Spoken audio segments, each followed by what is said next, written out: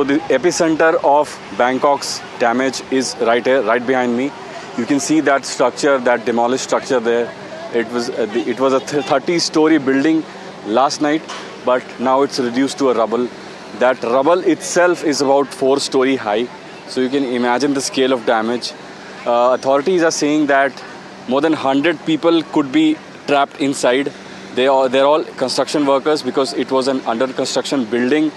It was supposed to be a new government building, Bangkok's government, but sadly that's not the case anymore. About 70 to 80 or more than 100 people could be trapped inside that huge pile of rubble that you see on your screen. You can also see rescue operations going on. Dozens of workers have been swarming this place since yesterday, and we've been reporting throughout, and new teams are joining in every half an hour to 15 minutes. There are new people coming in with their new gears. There have been robots deployed. There have been sniffer dogs. There have been many cranes that you can see in the distance that have been trying to remove the rubble from the side and from the top so that people can be rescued. A lot of people are trapped, as I mentioned, and at least one person has been identified as being alive, but even the authorities have not been able to reach to them because he or she is trapped inside, and it's difficult to reach them. Sniffer dogs have been able to locate some of these people, but so far the situation remains grim. About 100 people are trapped, and 6 people have been reportedly killed here. Overall, Thailand has lost 10 people since yesterday when the strong tremor struck the city, and a lot of tourists come to the city every week. They have also been affected. I spoke to many of these tourists. Some of them saw this whole tragedy unfold in front of their eyes, because right in front of this is this huge market. I would request my cameraman to focus on the other side of the road.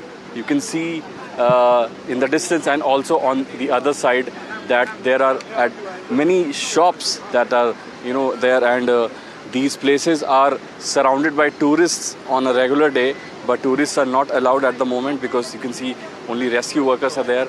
So this is the hub of Bangkok activity, one of the hubs, Chatuchak Market, and that is where this tragedy unfolded, and construction workers have been trapped inside. We have spoken to a lot of these rescue operation people. They have been telling us that the operations are going on. Nobody knows how long it would take them to get to the people. They are yet to pull anyone out this day. It's been about 8 hours since the rescue operations has been going on this morning, and they have been using all kinds of equipment, from robots to drones to even sniffer dogs, and people in different kinds of gears have been walking in and trying to rescue people. And at the same time, it has to be noted that it's quite hot and humid here, and it's really difficult to even breathe sometimes. So you can imagine how difficult it would be for people who are trapped inside that rubble. So to mitigate that, authorities are sprinkling water on that from time to time to cool that off, so that people who are trapped inside can have some sort of a breather. Here on the other hand, you can see some volunteers there who have lined up since the morning, and they are distributing food, water, energy drinks, medicine, you name it. It's all being distributed for free here, and people have been benefiting from that.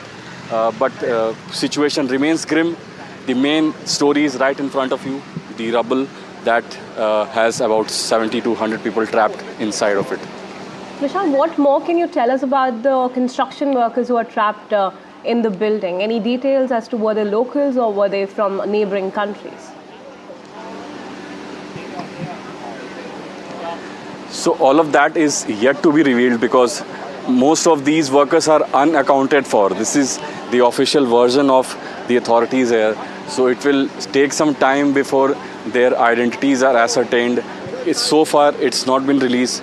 None of them have been identified. Only the people who were rescued yesterday, they have been identified, and most of them were rescue workers. I mean, most of them were construction workers. So all of that will have to be answered in the near future. But authorities from across Bangkok have been lining up.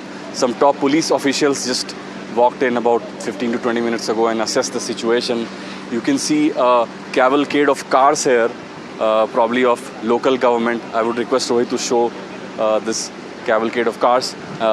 They have some local government officials that have come here, and they are trying to ascertain what went wrong yesterday and trying to mitigate the situation.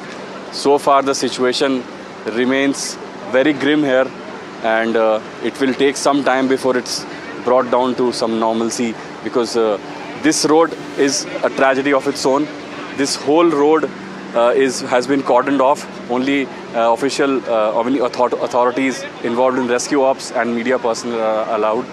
And on the other side of the road, Bangkok is going on, living its life. It's quite normal on the other side of the road, and this is what is happening at the moment.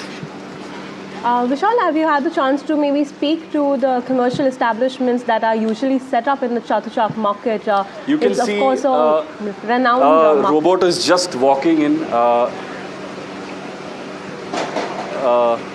That robot will probably be used in one of the rescue operations, because we have seen all over the world these robots have been developed in Asia and across the world to aid in operations like this. So you can see that robot right there. It will probably be used to get inside the rubble, and it has a camera attached to it. So this will probably be able to locate the workers who are stuck inside, because it's quite difficult for rescue personnel to get inside that, because they also need to be protected. It's a high risk environment. The debris keep falling from there, so they also need to be protected. They are wearing their protective armor, their jackets, their helmets. So all of that is being seen here, and you can see high technology is being used for the rescue operations also. Vishal, I was just trying to get a sense, since you're at the Chatuchak market, which is also renowned for the various commercial establishments that you mentioned as well. Any word on the owners or the people who really, reside in and around the area, since that part has been cordoned off by the police as of now? Yeah, so this whole market is closed right now. It's only volunteers, official people, rescue personnel and media. No one else is allowed. All the shops are shuttered. Nothing is open except the volunteers, giving out food, free food, water, energy drink, medicine. Nothing is available right here. If you want to buy something, it's not available, but it's available for free. That's a good thing in a situation like this. It's being distributed for free for everyone, anyone who needs, because it's really hot and humid here, and rescue personnel would also need to have food from time to time to get inside this wreckage and rescue people. Right, Vishal, thank you so much for getting us all those details. And I would just like to get a sense of also the communication lines which seem to have been disrupted earlier on. Has it been restored, and is there any difficulty with people sort of communicating, and whether it's the train services which were also suspended earlier? Any word on that? Yeah, that was mostly yesterday when trains were suspended and communication lines were down. Even we were trying to book our flights and hotel, and that was pretty difficult yesterday. So that was the case. But as I mentioned earlier, situation on the other side of Bangkok, which is most of Bangkok, remains quite normal. We went around in the city in the last few hours. The situation is normal. People are moving around, tourists are moving around. It doesn't seem like such a tragedy struck here just yesterday. But on the other hand, the other side of the border is even a more grim picture, because more than 1,000 people have died in Myanmar, which is one of the poorest nations in Asia. So that will have to be seen how rescue operations are going on there, because Thailand is quite developed. It's a developing nation. Bangkok is very developed, but Myanmar on the other hand is riddled with problems of its own, a plethora of problems, from civil war to a military junta rule to a separatist government rule. It has already been embroiled in a lot of controversy. So on top of that, this tragedy, so that will have to be seen.